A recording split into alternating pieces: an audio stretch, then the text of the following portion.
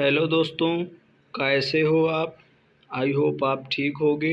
हम हाजिर हैं एक नए वीडियो के साथ।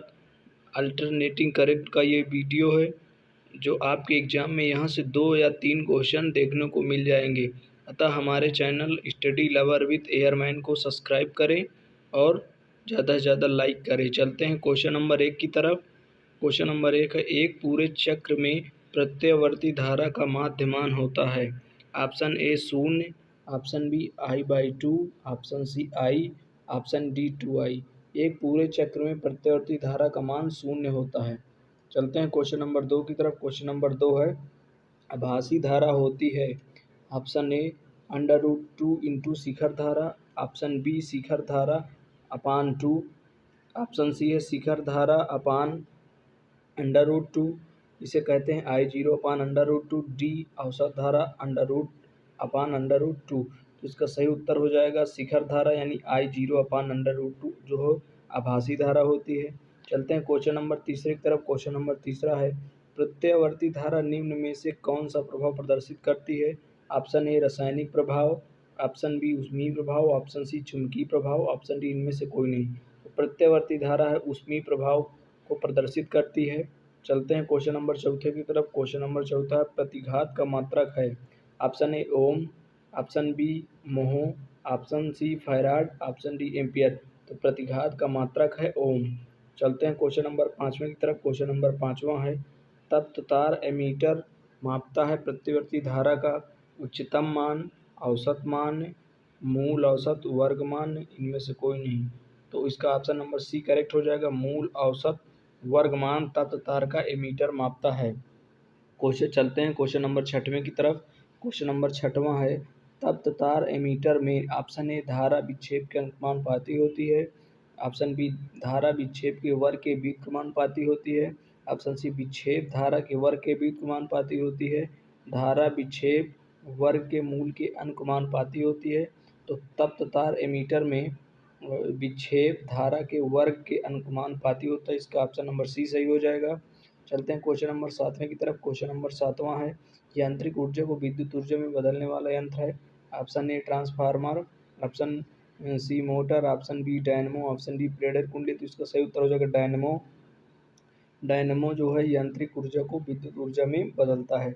चलते हैं क्वेश्चन नंबर आठवें की तरफ। क्वेश्चन नंबर आठवां है, यदि किसी डायनमो की आर्मेचर की परिक्रमण चाल दुगनी कर दे तो प्रेरित विद्युत वाहक बल हो जाएगा। ऑप्शन ए आधा हो जाएगा, ऑप्शन बी दुगना हो जाएगा, ऑप्शन सी 4 गुना हो जाएगा, ऑप्शन डी अपरिवर्तित रहेगा। तो इसका सही उत्तर हो जाएगा ऑप्शन नंबर बी। यदि किसी डायनमो के आर्मेचर की चाल दुगना कर दी जाए तो उसका विद्युत वाहक बल भी दुगना हो जाता है। चलते हैं क्वेश्चन नंबर 9 की तरफ। क्वेश्चन नंबर 9 है, ट्रांसफार्मर एक युक्ति है। ऑप्शन ए एसी को डीसी में बदलने के लिए, ऑप्शन बी डीसी को एसी में बदलने के लिए, ऑप्शन सी डीसी वोल्टता बढ़ाने या घटाने के लिए, ऑप्शन डी एसी वोल्टता को बढ़ाने या घटाने के लिए। तो ट्रांसफार्मर एक ऐसी युक्ति है जो एसी वोल्टता को बढ़ाने या घटाने के लिए प्रयोग किया जाता है। चलते हैं क्वेश्चन नंबर 10 की तरफ। ट्रांसफार्मर में अपवर्तित रहने वाली राशि है। ऑप्शन ए वोल्टता, ऑप्शन बी धारा, ऑप्शन सी आवृत्ति, ऑप्शन डी इनमें से कोई नहीं।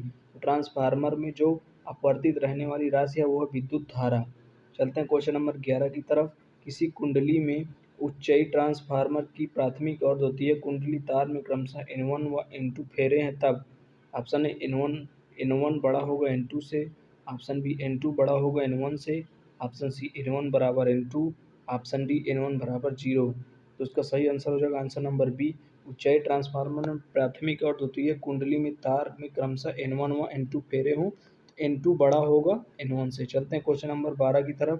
क्वेश्चन नंबर 12 है, ट्रांसफार्मर व विद्युत चुम्बकीय युक्तियों में प्रयुक्त क्रोड पटलित इसलिए होती है कि उसकी भंवर धाराओं को घटा सके। इसका ऑप्शन नंबर डी करेक्ट हो जाएगा। चलते हैं क्वेश्चन नंबर 13 की तरफ। क्वेश्चन नंबर 13 है, उच्चाई ट्रांसफार्मर से प्राप्त होता है। उच्चाई ट्रांसफार्मर से प्राप्त होता है इसका ऑप्शन सी उच्च विभव एवं न्यून धारा।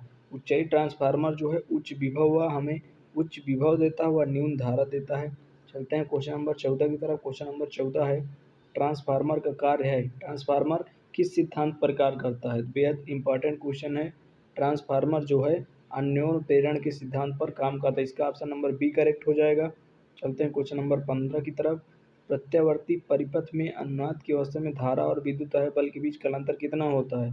Very important question, Indian air force में आया हुआ एक क्वेश्चन है। क्वेश्चन हम option A π/2, option B π/4, option C pi, option D शून्य। उसका सही उत्तर हो जाएगा ऑप्शन डी शून्य। प्रत्यावर्ती धारा में धारा और विद्युत वाहक बल के बीच कालांतर होता है, कालांतर माने फाई, फाई बराबर होता है शून्य।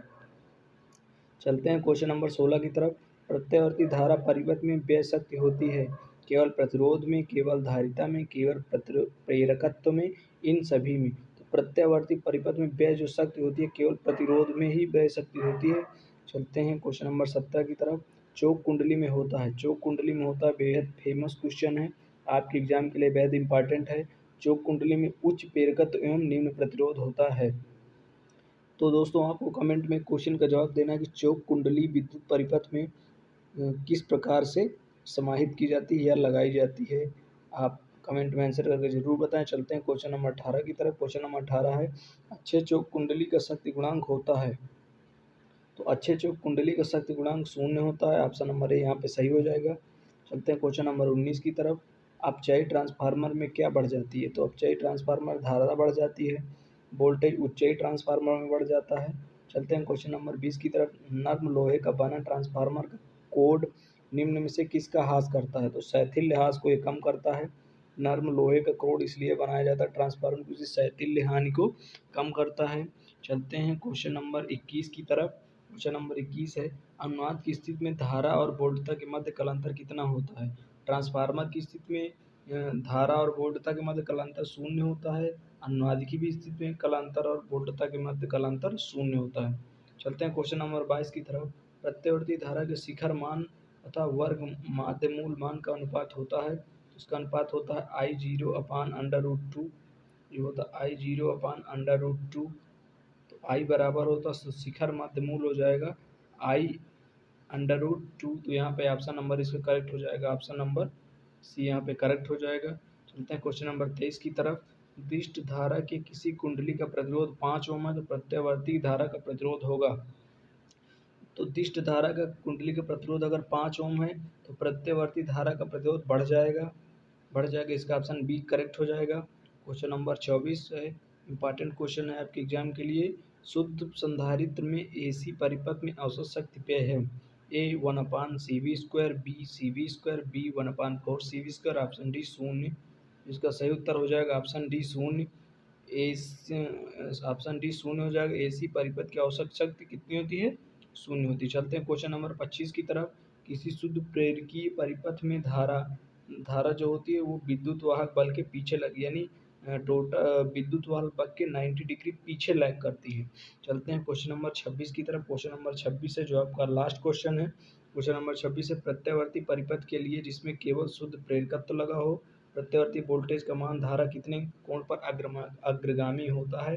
क्वेश्चन नंबर, शुद्ध प्रेरकीय परिपथ में विद्युत वाहक बल 90 डिग्री पीछे रहती है, इस कोण में 90 डिग्री आगे लैग करती है। ये रहे हमारे कुछ बेहद इंपॉर्टेंट क्वेश्चन।